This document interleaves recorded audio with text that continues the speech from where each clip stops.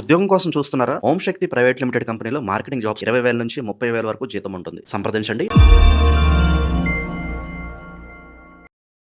అందరికి నమస్కారం. నేను శిరీష. ప్రస్తుతం మనతో పాటు ఉన్నారు ప్రముఖ ఆధ్యాత్మికవేత్త, జ్యోతిష్య పండితులు, త్రిపుర సుందరి పీఠం దైవజ్ఞ రమ శర్మ గారు.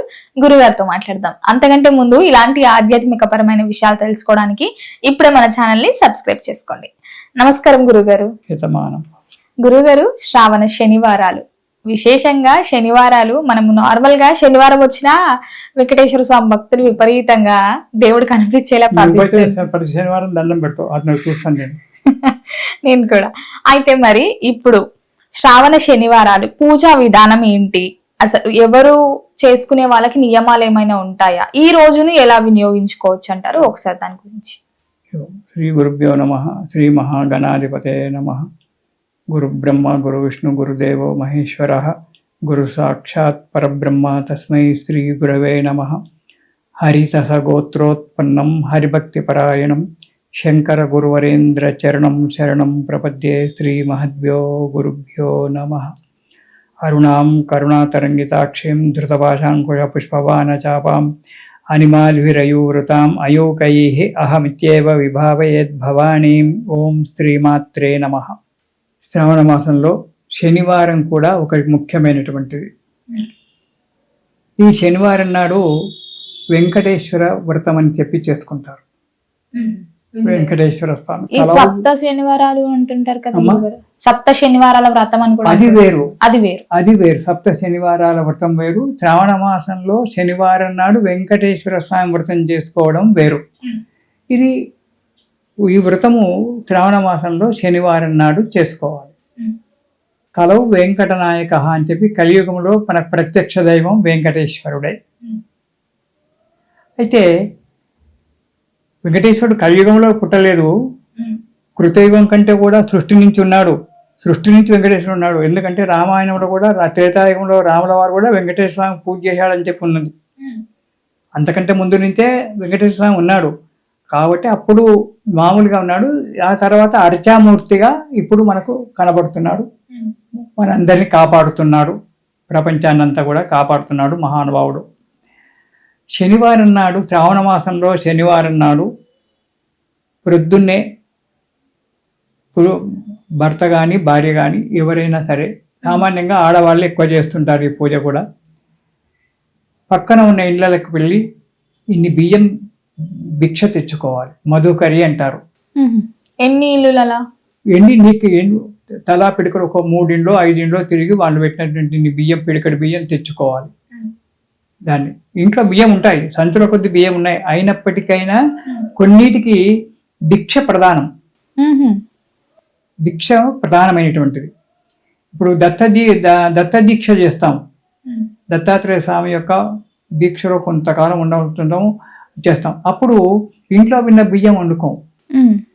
నేను ఇంత పెద్ద శ్రీమంతున్నైనా, నాకు ఇంత పెద్ద బిల్డింగ్ ఉన్నా, ఇంటి ముందర 10 కార్లు ఉన్నా, పొద్దున్నే లేచి ఒక 10 ఇండ్లు తిరిగి భిక్ష తెచ్చుకొని ఆ బియ్యం వండుకొని తింటాం. ఇలా ఇప్పుడు గురు పరంపరలో భిక్ష ముఖ్యమైనటువంటి.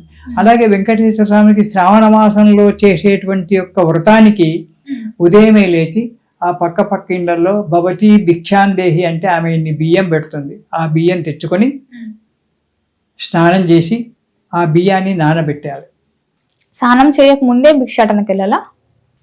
నువ్వు స్నానం చేయకముందే వెళ్ళాలి. మరి అంతే, మళ్ళీ వచ్చి మళ్ళీ అదే విధంగా అయితే పూజ చేస్తావు. ముందే భిక్ష తెచ్చుకొని తర్వాత ఆ బియ్యం అక్కడ పెట్టి స్నానం చేసి ఆ బియ్యాన్ని నానబెట్టాలి.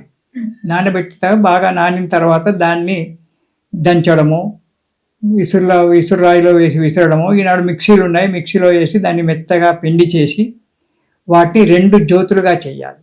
2 దీపం కుందులుగా, ప్రమిదలు. ఎలా చేయాలి? నానబెట్టిన తర్వాత దాంట్లో పాలు పోసి మాత్రమే కలపాలి, కానీ నీళ్ళతో మళ్ళీ తడిపోతుంది. అది మొదలే నీళ్ళన్నీ ఉడగట్టిన తర్వాత దాన్ని పిండి చేస్తాం మిక్సీలో వేసి. నీళ్ళన్నీ ఉడగట్టి కొద్దిగా ఆరబెట్టాలి.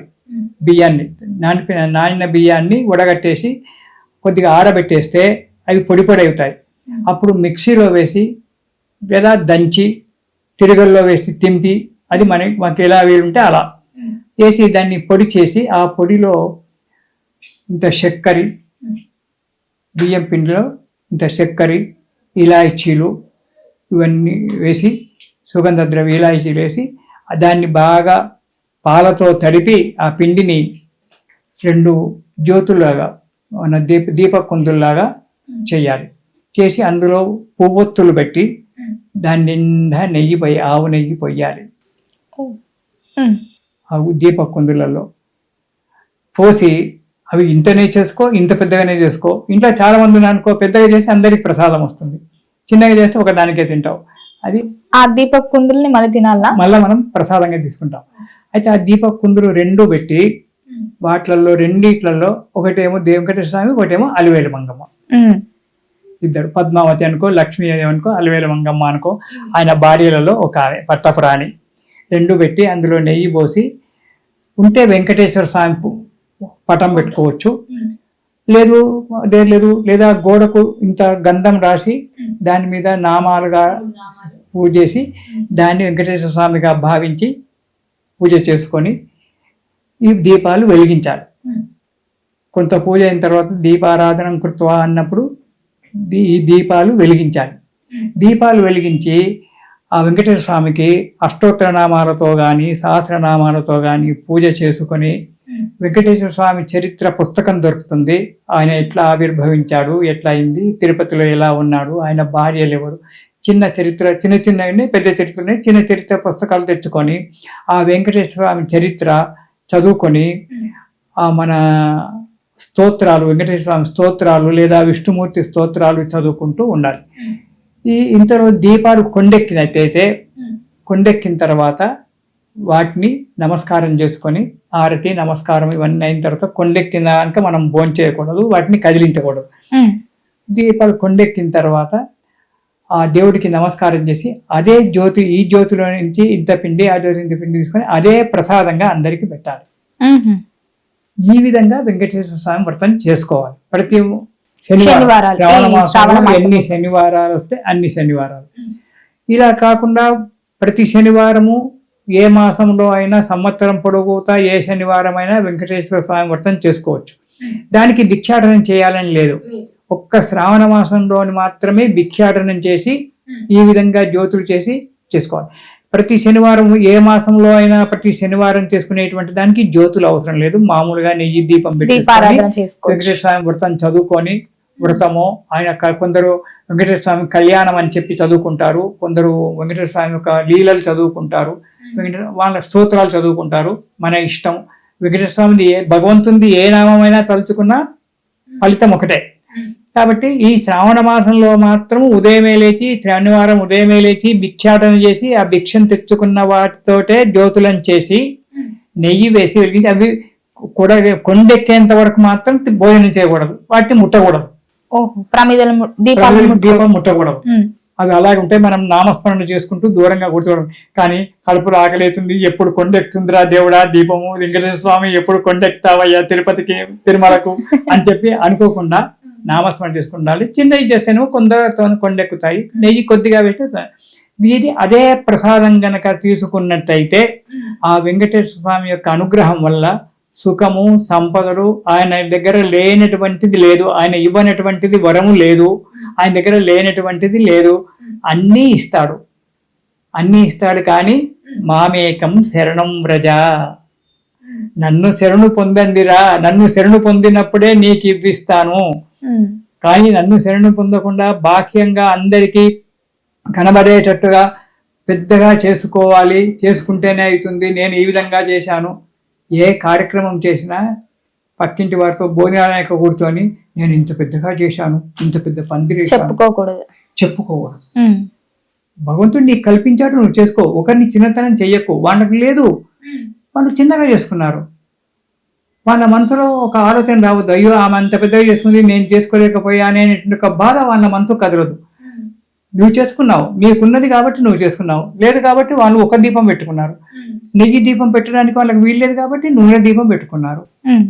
నువ్వు ఇంత పెద్ద జ్యోతులు చేస్తే వాళ్ళు చిన్న జ్యోతులు చేసుకున్నారు. వాళ్ళకి అంతవరకే ఉంది బాధ్యత, వాళ్ళకు శక్తి, అంతే చేసుకున్నారు. అంతేగాని భగవంతునికి భక్తి ముఖ్యం.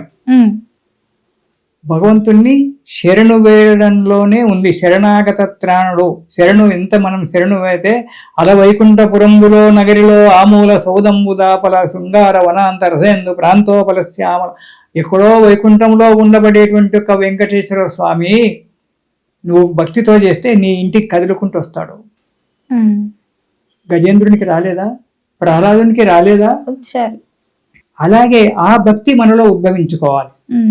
ఆ భక్తితో స్వామివారి యొక్క పూజ చేయాలి.